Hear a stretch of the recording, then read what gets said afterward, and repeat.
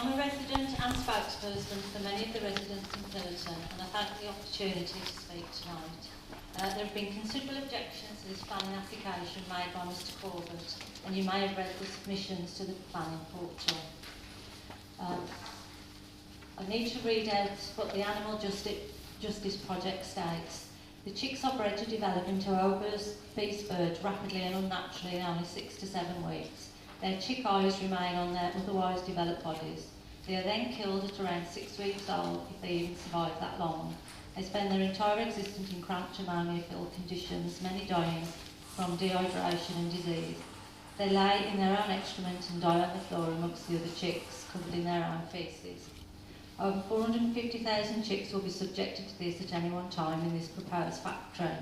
Factory farms use antibiotics to try and control disease, but this is counterproductive as it causes superbugs which are resistant to antibiotics. The farm will cause problems for local residents and local wildlife. Slurry can leak into local water sources and harm protected wildlife. Chickens are sentient beings who deserve to be treated with dignity and respect and not forced into enduring suffering on an intensive farm from birth. I'd like to summarise the other issues. The scale of the development is inconsistent with agricultural development in the area and inconsistent with the agricultural development in the Greenbelt in terms of its size and density. The poultry farm at Sleaford and Lessingham was rejected by the local council and again at appeal for the same number of chickens as this proposal in Pillerton. The proposal is for industrialised buildings for intensive farming, and many other authorities rejected such proposals as industrialised buildings in the open landscape and based upon the visual impact.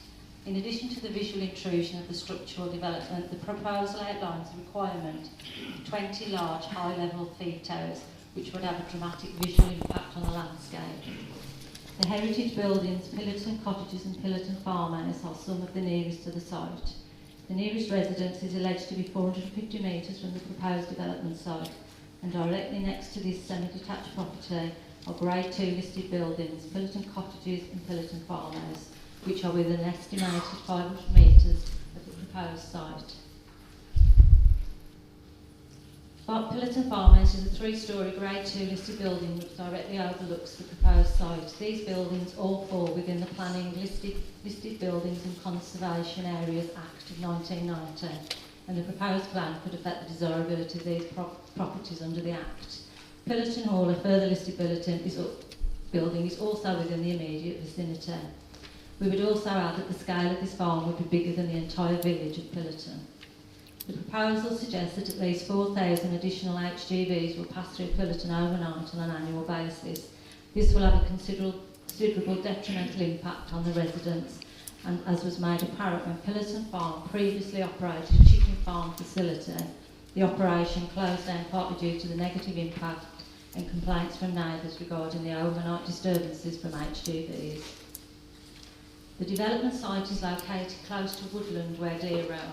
The use of insecticides to control flies and vermin would have an impact on beneficial insects.